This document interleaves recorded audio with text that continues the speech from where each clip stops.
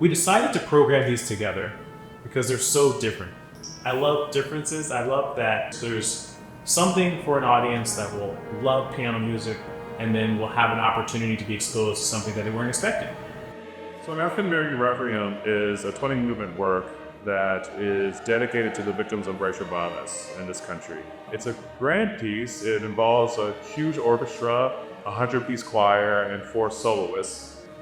This work is nearly 90 minutes with journey through Damien's reconciliation. In some ways, this work was cathartic for him.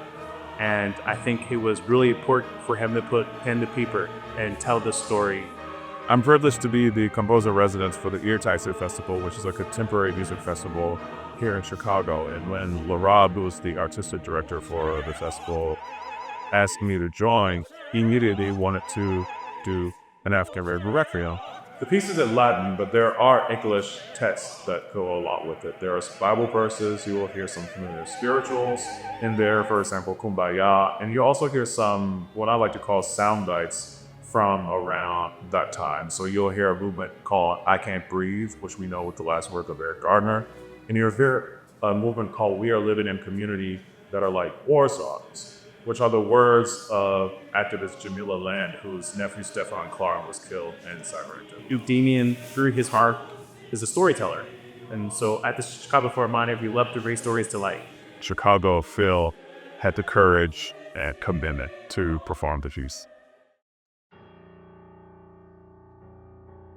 So the idea of the Invictus, Marta and I were working together to find a topic that resonates with both of us. When I looked into stories about adversity, I came across the poem Invictus by William Ernest Henley. So once I saw that poem, I realized that told me what the structure of the concerto could be, and that the 4 lines of the first stanza, each line is a different movement of the concerto. I wanted a piece that captured the spirit of perseverance in the face of hardship. I wanted this piece to be difficult because life is difficult. How we decide to handle things is what makes the difference. So we talked a lot about what it is that she's looking for in a concerto, and I thought about what I like seeing her play in a concerto. And she has this great rhythmic, athletic, and driving aggressive energy that can be used very effectively. Every phrase is deeply weighted. She doesn't just produce pieces.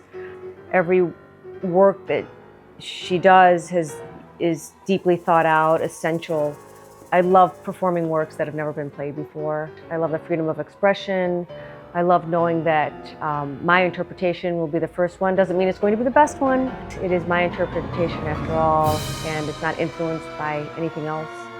Stacy is really an exceptional composer in the emotional journey that she takes listeners on. Everything in her music has kind of a storytelling basis, and this concerto is no exception. It would be hard to think of a project that more exemplifies the role of Cedille and our goal of amplifying Chicago voices than this one, where you have a Chicago composer, a Chicago soloist, and a Chicago orchestra all collaborating on this major new work. I don't know that there are too many other cities that really could put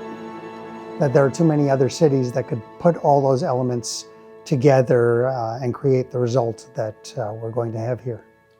What I'd like to do is have people, when they hear Invictus, that they might go back out into their own communities, and whether it be a small thing or a medium thing or big thing, whatever it is, just move the needle a tiny bit on something that they feel passionate about, something that they can do to make change. It's really unique to have so many partners invested in one unified mission. But for all of us to unite and unify for one focused vision is really just a wonderful opportunity. And it's wonderful for Chicago to have institutions that are rooted in our city, that are doing great work individually, and then to come together and make something better than the sum of our individual parts.